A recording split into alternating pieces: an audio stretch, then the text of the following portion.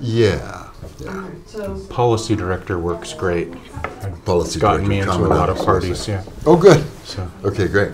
gotten me some dates, you know. Oh, wow. I'm just kidding. No, you're, okay. I think we're going to look at social justice, impact of banking. Yes. And on communities and on lives and on like that. Okay. Just anybody let us know. And you've got good audio there? Okay, we're good? All right. Hello and welcome to the Public Banking... Hello and welcome to the Public Banking Solution. I'm Walt McCree, chairman of the... Again? Sorry, we want to check out the man. Hello and welcome to the Public Banking Solution. I'm Walt McCree, chair of the Public Banking Institute. In this program, we talk about what public banking is and the kind of impact that it makes and can make in the American society, as well as our democracy and our economy. And we've been talking in previous segments about how it works. I'd like to just give you a little bit of a brief background on that, because today's guest, Matt Stannard, we're going to be talking about a specific aspect of how money impacts the American democracy and economy in a very direct way, in very many direct and often unexamined ways. Political justice, economic justice, and fairness is going to be the topic. But for those of you who aren't too familiar with public banks, and most aren't, so don't feel badly, there are a number of essential differences. Our banking system is a privately owned, for the most part. Our money is issued through privately owned institutions, community banks and Wall Street banks and other banks. The Federal Reserve, also basically privately owned with a public mandate, but still privately owned financial providers. A public bank is a publicly owned bank, like any other bank, but modeled on the Bank of North Dakota, which is a state-owned bank. It's the state of North Dakota doing business as a public bank. So it has all of the functions and rights and franchised rights and potential of a bank, but it does not do mortgages, car loans, retail banking. It doesn't compete with the local financial institutions, the community banks, savings and loans, credit unions, which are really on the front lines of lending credit into America's communities and communities around the world. It's the local bankers, in part, that the public banking movement is supporting and hopefully enabling to survive an onslaught of overwhelming power to try to squelch out that industry for further consolidation of the monetary control in the United States by the private banks, that is to say, the Wall Street banks. All right, so the idea of a public bank is simply that the public can afford to finance itself through its own assets that are available from a variety of places. Banks, typically municipalities and states, are not broke. They have a lot of money stashed in various places, invested in foreign destinations and locations. But we're looking to open up a new realm of banking. So our conversation today is with Matt Stannard. Matt is a member of the board of Public Banking Institute, but also the policy director for Commonomics USA. So Matt, welcome to the Public Banking Solution. Thanks, Walt. Yeah. So, and we all know, well, at least you and I know very well what the Public Banking Institute is all about in creating new American public banks. But let's hear a word about Commonomics USA.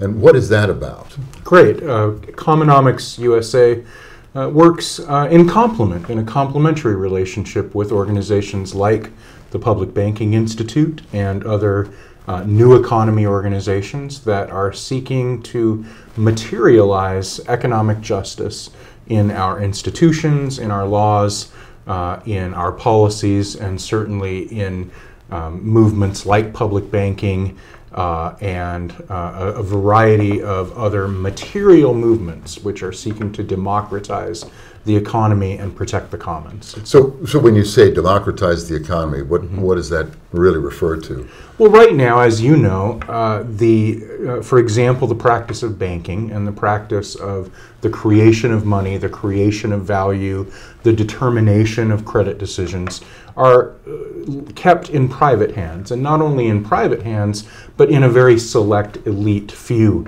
of private hands. We think, as I know that the Public Banking Institute believes, that those decisions have been made irresponsibly. They've been made with a kind of aloofness and lack of awareness of how those financial decisions impact the everyday lives of ordinary working people, working families, and particularly disadvantaged groups, groups who are on the margins of society economically, both domestically and internationally. So these credit decisions that you're talking about are often not made locally. Now, in the community bank or credit union, savings and loan, those are locally based decisions. Yes. But what happens typically is the numbers of those banks are going down, down, down. They've lost thousands in the last couple of years. Something I think that you'll agree that the community should be deeply concerned about, because these are frontline credit extenders. But where are the decisions made, by and large, for who gets the money? It's good that you brought up community banks, because what we're seeing across our cities, not only in urban areas, but many times in rural areas, is a confluence of events, all of which are tied in different ways to the decisions of these large Wall Street banks, these big private banks. One of those is definitely a decline in community banks. And there is a sharp decline in community banks across the country right now, which is disastrous for communities, because community banks, small banks, are really the first line of determinations of credit for small businesses and for other entities in the community. They tend to have lending portfolios that are unique to the character of the towns and the cities and the communities that they serve, and so they don't tend to they don't tend to have cookie-cutter portfolios as to what those loans look like, but instead tend to make their decisions based on the needs of the community.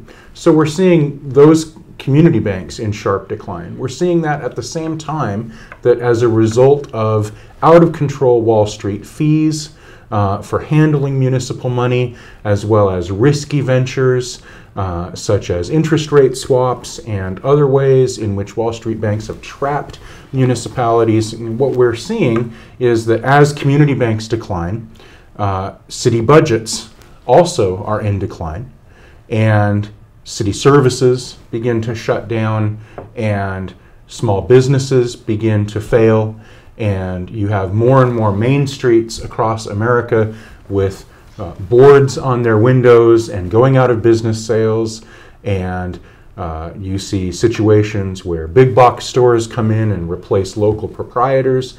All of these things have human impacts, human day-to-day impacts, that are things that then we hear about in the news, although the news doesn't always make those connections. So when you see a police shooting in Ferguson, Missouri, you need to make the connection to the fact that Ferguson, Missouri has a depleted municipal budget. And as a result of that depleted municipal budget, you have the cops essentially being tax collectors, being virtual tax collectors, pulling people over and charging exorbitant fines and throwing people in jail, so that citizens are kind of living in fear of these, of having to pay multiple citations for things.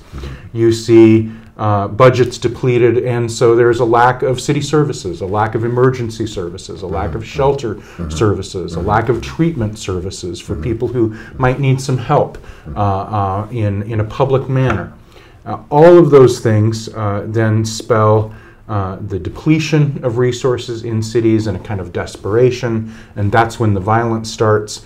There's a very good post on the Public Banking Institute blog called Material Responsibility, What the Banks Did to Baltimore, which traces, again, the decisions made by these Wall Street banks, many of them illegal decisions, some of them perfectly legal decisions, that resulted in things like mortgage fraud and mortgages tanking in Baltimore neighborhoods and whole sections of the city basically shutting down.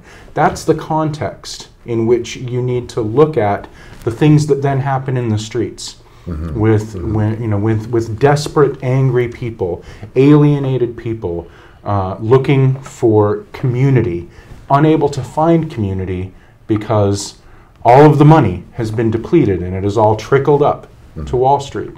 And so when you see the social strife, what we suggest at Commonomics USA, Public Banking Institute, and other new economy organizations is that we make the connections between the tragedies that occur in these cities and who's really pulling the financial strings, and then of course how we can take back that control through public banks, worker-owned cooperatives, sustainable economic enterprises in cities. All of those things are connected together, and much of what we do, and I know much of what you do, is connecting those dots so that the people and the media can see that. Yeah. So you're observing. We're observing the constant downward cycling of the dysfunctional and in some cases dystopic social and economy as a systemic, as an example of a systemic failure of the private banking system or of the global large bank system that we have to rely on to get our money. So how would a public bank address some of these chronic downward cycling issues? Certainly. I read a wonderful article in on the news yesterday about how the state of North Dakota, with its flush economy, with its surplus budget, and with its very successful public bank, is spending billions of dollars on modernizing and improving the entire state's water supply.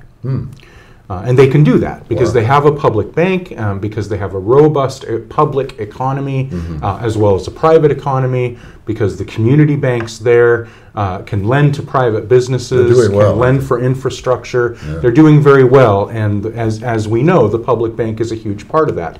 Now contrast that to the city of Detroit, which went in hock to these big banks with their risky ventures, which swaps, derivatives, interest rate swaps, all sorts of real risky financial practices with our money, with Detroiters' money, and as a result of that, huge sections of the water infrastructure in Detroit became privatized or became subject to emergency management, unelected emergency managers.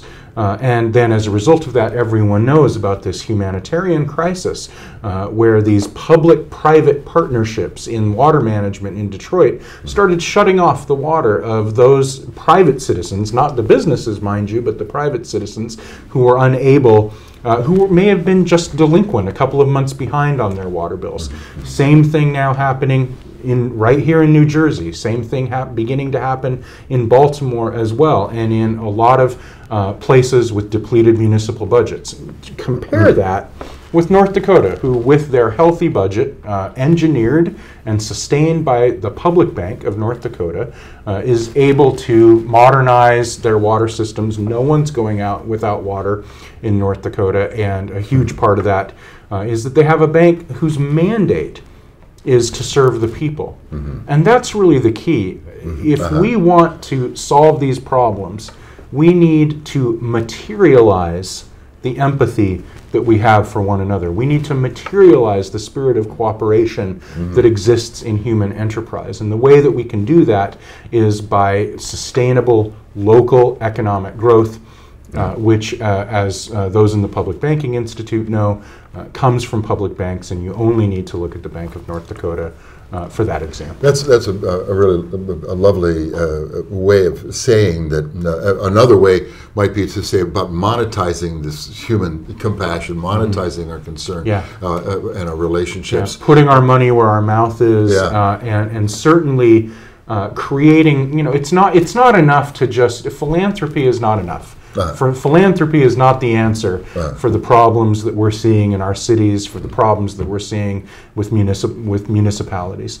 The answer is to hardwire economic justice into our institutions. And the way that we do that is by democratizing that part of the economy specifically that's devoted to financial decision making. Right, yeah. One of the things that Commonomics USA has focused on, which I think is a part and parcel of this economic justice and fairness concern, is the value of the commons. One of the things that the American meme and myth really is that the public can't really effectively run things, and that it's better, private industry will do everything better. Now, that has not actually been proven to be true. No. In some instances, yes, but in many instances, no. And in the municipalities, the cities, counties, and states that have sold off their rights, in some cases because they didn't have the money to pay their debt. Yeah. For example, in Philadelphia, which has spent over $500 million in interest rate swap scams, basically, had to close down 24 schools, fire thousands of teachers just to pay debt.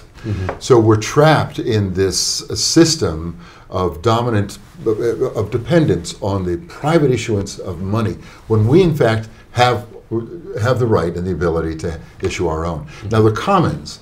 When we talked about the Commonwealth, that was an earlier phrase built around the sense of community.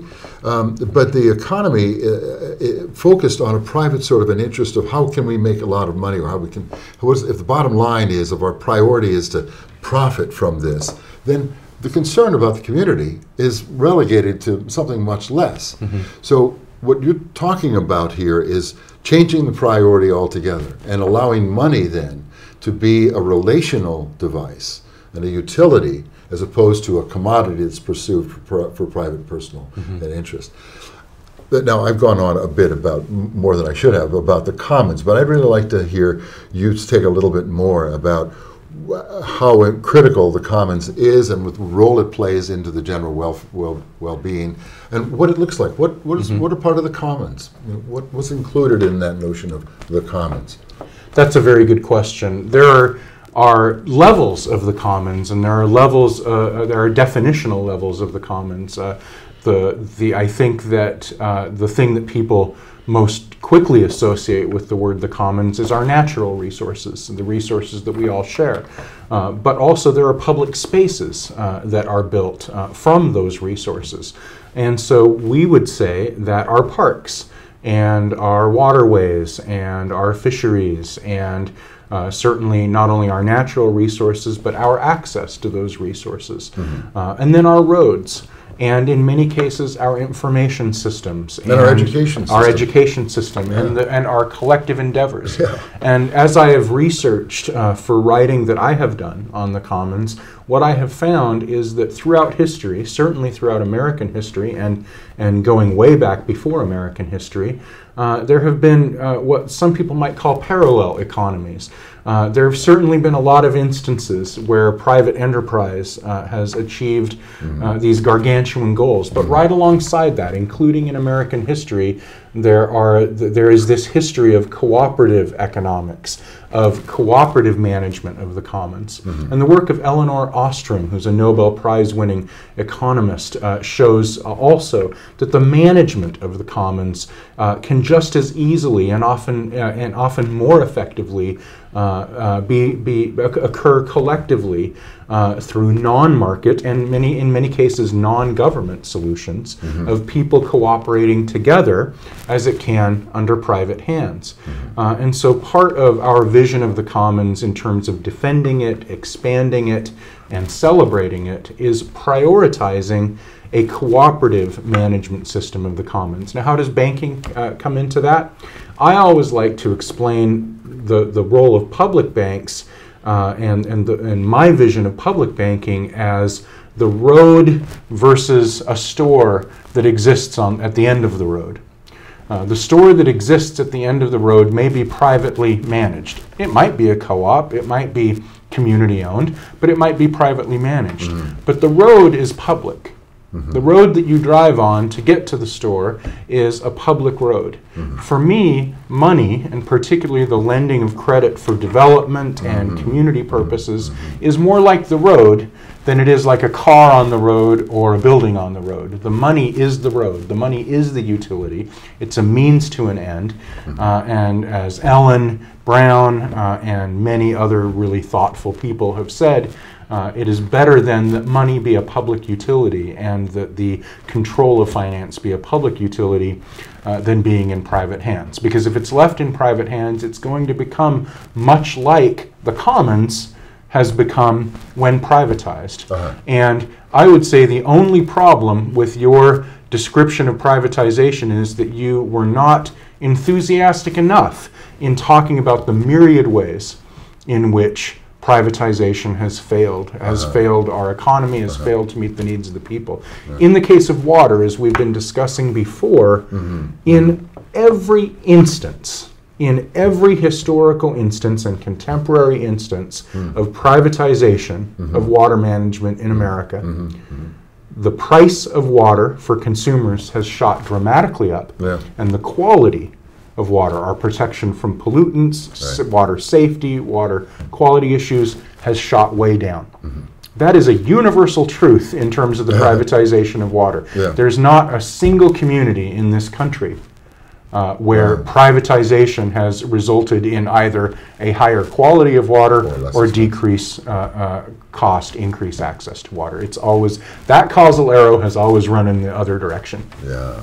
Yeah, very, very interesting. And so we're at a time in our economy, in the national economy, where we see such dysfunctionality that there's the part of the public bank solution seems to me to be a shift in the mindset, an essential shift in the way we look at our of what the priorities need to be in our economy, and to recognize that we've been stuck in a system that is hasn't served us very well. It's served a small group exceedingly well, but not so much us. And so the people have got to draw a line on that. They've got to say, look, this is the way it is. My kids can't afford education. I've lost my house. My jobs are not paying anything. This is the reality of America today. And so the public bank solution, as we share this, is the device, the mechanism through which people can reclaim control of not just their money, but what the money is, the relational utility of getting the job done, of investing in ourselves, of reviving and recreating and devising new common assets. Making the insistences on the quality of life and the rights and the fairness that everybody gets to benefit from it. Those of us who are fortunate to be able to move around don't experience the struggles that you were referring to in Ferguson and so forth, and so many citizens all around the country. The majority of the people who are suffering at the hands of our economic system are not seen, and when they're heard in desperation, it becomes a story. Well, so the public banking thing is a breakthrough for creating a new prospect for that. Yeah. It certainly can be. I think that it's very important to keep emphasizing things like democratization and transparency and involvement and access. And I think that we have to continue to push those values. The things we're talking about, banks, the control of money, those are conceptually, those are really value neutral things. They are functions of the people that are running them. And so what a public bank can give us in a community that a big private bank that is aloof from that community can't give us is both democracy and transparency. If you have a public bank, then you can then the people determine the direction and the values and the policies of that bank. They can put it right in the charter. They can say this bank will prioritize these community needs, and there's a transparency in the process that doesn't exist, as we know, in the private sector, but does exist in a healthy, democratized public sector. Yeah, yeah. So I like to, we always refer to the Bank of North Dakota because it's the only publicly owned bank in the United States, even though they're all over the world and very effective around the world. But the Bank of North Dakota gives a really, I think, a really rather unbelievable example of what it's like to have your own bank, where you can say, look, we have the ability to extend credit for purposes that we need, including future generations. So there's a bill, and you want to speak to it, that was on the State House in North Dakota that would say, look, when people are born in North Dakota, we're going to give them an inheritance or a dividend just for being born here. Yeah, and what are they going to, how are they going to do that?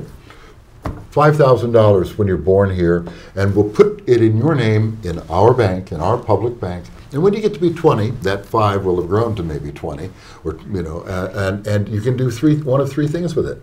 You can go to school, you can get an education, you can start a business, or you can buy a home. And so they invest in the primacy of the public interest and of the long-term generational improvement because they have the ability with their bank to extend that largesse, but also to realize that kind of investment makes a stronger commons, builds a stronger state, and of course their effects on taxes depresses the roll on taxes, but increases the prospects of living there. Yeah, because they have the money, and they have decided that it is the best policy vision of that money to make that money part of the commonwealth of the people of North Dakota. The Bank of North Dakota also does things like allows quick leverage of credit for flood relief and other natural disasters. So imagine that model in the places, the most vulnerable economic places in America, the places that really are that really have suffered, sometimes intergenerationally suffered because of the poor economic decisions or myopic economic decisions of powerful people. And so you take that model of the BND and put that model in Baltimore, and let's see what happens. Let's see whether intergenerational equity, whether financial investment in human beings truly pays off. I'm betting that it will. Yeah, I am too. Thank you very much, Matt. Matt Stannard, a member of the Board of Directors of the Public Banking Institute, the Policy Director for Commonomics USA. You can find out more about what Commonomics USA is doing by visiting their website at www.commonomicsusa.org. That's correct. And of course, more information about public banking at thepublicbankinginstitute.org. Thanks once again for joining us on the Public Bank Solution. We'll be back to talk more about the impact of what the publicly owned banks can do for America and for our democracy and all of those important considerations. Thanks once again.